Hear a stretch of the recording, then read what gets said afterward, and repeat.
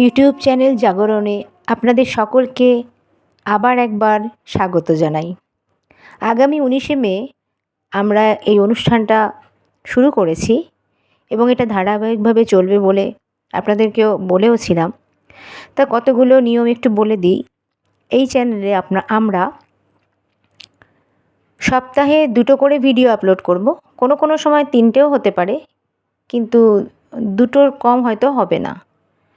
তাহলে আপনারা যেটা করবেন সেটা হচ্ছে যে এটা মন দিয়ে দেখবেন এবং দেখে যদি মনে হয় যে এই যে কাজগুলো এখান থেকে বলা হবে সেই কাজগুলো থাকবে আপনার চেতনার জাগরণের জন্য। যেহেতু এই চ্যানেলটার নাম জাগরণ, তাহলে এখানে চেতনার জাগরণের জন্যই আমরা কাজ করব মেনলি। প্রত্যেকটা মানুষ সেই মানুষের একটা আসল জিনিস, যেটা দিয়ে কিনা আজকে সেই মানুষটা সফল বা বিফল। আজকে সেই যার জন্য একটা মানুষ রাজা, আবার সেই মানুষটাই যার জন্য ফকির হয়ে আছে।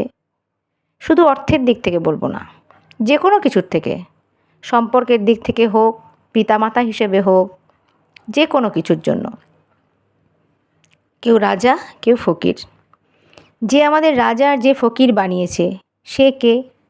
সে হচ্ছে আমাদের মন। তাই আজকের টপিকস আমাদের মনের প্রকৃতি, অর্থাৎ নেচার অফ মাইন্ড। আমাদের মনের প্রকৃতি জানার জন্য আমরা একটু ছোটোবেলার দিকে চলে যাই। ছোটোবেলায় আমরা শুনে এসেছি, সবাই ছোটোর থেকে শুনে এসেছি যে চঞ্চল মন চঞ্চল। এটাকে আবার অনেকে এইভাবেও শুনেছি, মাঙ্কি মাইন্ড নামে পরিচিত সেই মনটা আমাদের। তাহলে এই চঞ্চল মন, এটা হচ্ছে মনের স্বভাব, এটা হচ্ছে মনের নেচার, প্রকৃতি। তাহলে এই চঞ্চল মন কি করতে পারে?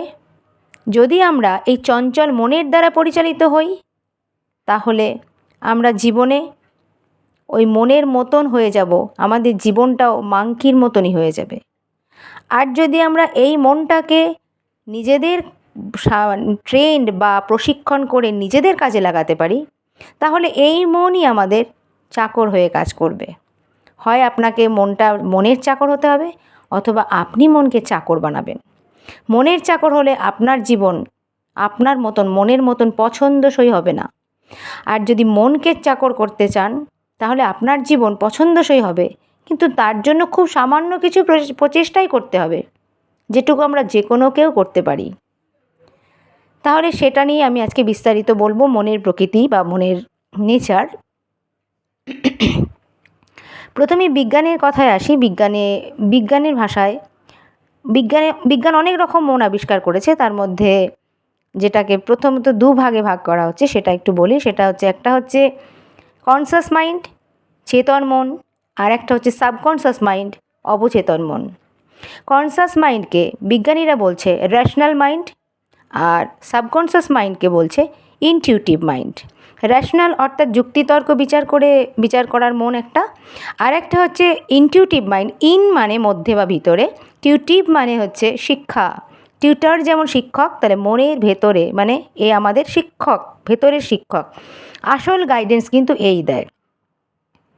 চেতন মন বা কনসাস মাইন্ডের কাজ হচ্ছে 5%, আর সাবকনসাস মাইন্ডের কাজ হচ্ছে 95%।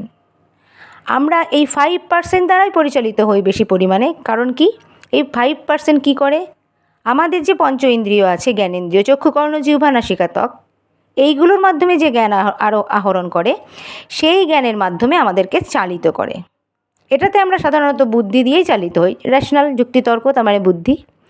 আর ইনটিউটিভ মাইন্ড হচ্ছে সেই মাইন্ড যেটা কিনা আমাদের সেই বিবেক, কনসায়েন্সকে উদ্রেক করে, কনসায়েন্সকে সবসময় জাগরিত করে রাখে।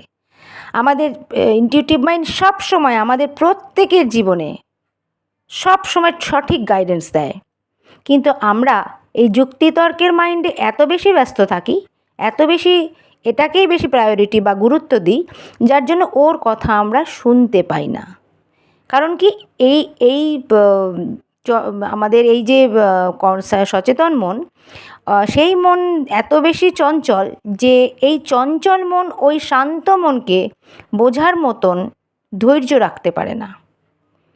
কিন্তু যদি একবার দেখেন যে ও আপনার জন্য আপনার জীবনে কতটা ভালো বা আশীর্বাদ নিয়ে আসে, সেটা যদি একবার অনুভব করতে পারেন বা একবার যদি তার একটু স্পর্শও পান, তাহলে আপনি বুঝতে পারবেন যে আপনার জীবনটা কীভাবে আনন্দময় হয়ে উঠছে।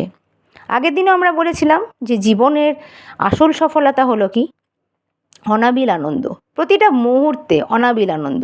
সেটা বাইরে দেখাতে হবে না, কোনো সেলিব্রেশনের দরকার নেই, কোনো নাচ গান, কোনো কিচ্ছুর দরকার নেই, ভেতরে আনন্দ।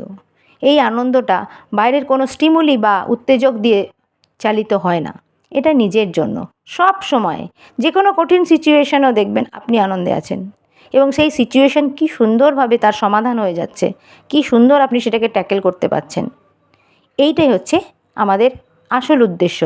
তাহলে মনকে আমরা যদি আরেকটা নেচার বলে দিই, যে এই সাবকনশাস মাইন্ড হচ্ছে একদম শিশুর মতন। শিশুর মতন মানে সেটা হচ্ছে, একে যদি আপনি বলেন যে ও খুব খারাপ, ও সঙ্গে সঙ্গে বুঝে যাবে আমি খুব খারাপ। তাহলে এ কিন্তু আমাদেরকে সবসময় সিসিটিভির মতন পাহারা দেয়। আমরা কি করছি, মুখে এক কথা বলছি আর ভেতরে এক কথা চলছে, এই রকম যখন অবস্থা হয় না, এই সব মানুষেরা ভীষণ যন্ত্রণা ভোগ করে। কেন, কিসের জন্য? বাইরের কারোর দ্বারা না, নিজের ওই অবচেতন মনের দ্বারা। কারণ ও সব সময় আমাদেরকে লক্ষ্য করে যাচ্ছে, প্রত্যেককে, প্রতিটা কাজে ও সব সময় আছে কি মন নিয়ে কাজটা করছে, এটা ইম্পর্টেন্ট। কতগুলো কাজ করলো এটা কোনো ইম্পর্টেন্ট নয়, তার কোনো কর্মফল হয় না। কি মন নিয়ে কাজ করছে তার ওয়াইজ আমাদের রেজাল্ট হয়। এই কর্মফল নিয়ে আমি পরের দিনের পরের দিনের এপিসোডে চলে আসব। তা আজকে যেটা নিয়ে বলতে চাইছি সেটা হচ্ছে, আমরা তাহলে বুঝতে পারলাম, যখনই আমি ওর দিকে উল্টো দিকে যদি দেখি যে এ তো আমাদের পাহারা দিচ্ছেই বাচ্চা শিশুর মতন, যেটাকে আমরা ইনার চাইল্ড বলি,